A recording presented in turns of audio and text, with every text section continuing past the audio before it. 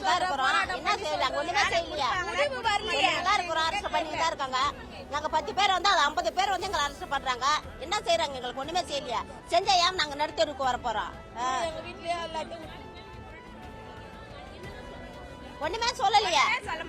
நல்லது சொன்னா நாங்க ஏன் வர போறோம்? ரோட்டுக்கு ஏன் வர போறோம்? வானா தனியார் எங்களுக்கு வேணாமா? எங்க வேலை தான் எங்களுக்கு வேணும். தனியார் வந்தாங்க இந்த மாதிரி போய் வேலை செஞ்சுக்கிறாங்க. அதுல 5 நாள் 6 நாள் உடம்பு சரியாம இருக்க பொம்பளைங்களுக்கு எப்படி எப்படியா இருக்கும். அப்படியெல்லாம் லீவ் போட்டா அந்த அக்ரிமெண்ட்ல கையெழுத்து போட்டுறாங்க. 10 நாள் லீவ் போட்டா வேலையை விட்டு நிறுத்திடுவாங்க. டைமுக்கு வரணும். அந்த மாதிரி இந்த கான்ட்ராக்ட்ல போகுது. எண்ணிலும் ஸ்டாப்லாம் அப்படிலாம் இல்ல.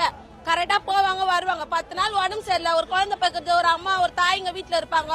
அவங்களுக்கு போய் டெலிவரி டைம்ல பாக்கணும். 10 நாள் லீவ் போட்டா வேலையை விட்டு நிறுத்திட்டாங்க. அந்த மாதிரி 2-3 பேர் நிறுத்தி ரோட்ல நிக்கிறாங்க. இப்போ அந்த மாதிரி நிறுத்ததுக்கு இந்த கான்ட்ராக்ட் தேவையாங்க? எண்ணிலும் ஸ்டாப்ல அந்த மாதிரி இல்லையா? அதனால தான் நாங்க இந்த கான்ட்ராக்ட் பண்ணோம்.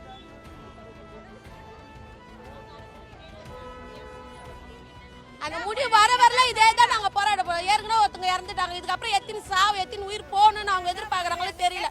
அதுக்குள்ளே ஒரு நல்ல முடிவு சொல்லிட்டாங்கன்னா நல்லா இருக்கும்.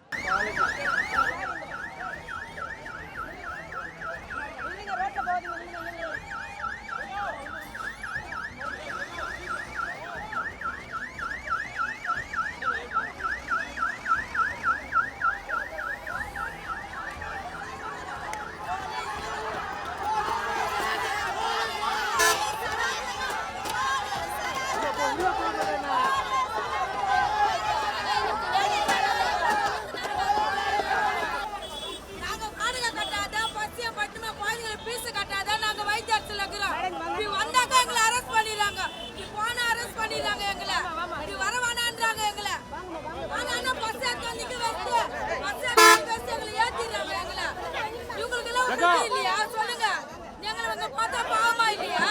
உங்களுக்கு எல்லாம் 5 மாசமா 6வது மாசம் வந்தா 6வது மாசம் எங்களுக்கு எல்லாம் குடும்பம் இல்லையா? 10 இல்லையா? நாங்களே சாப்பிடுறது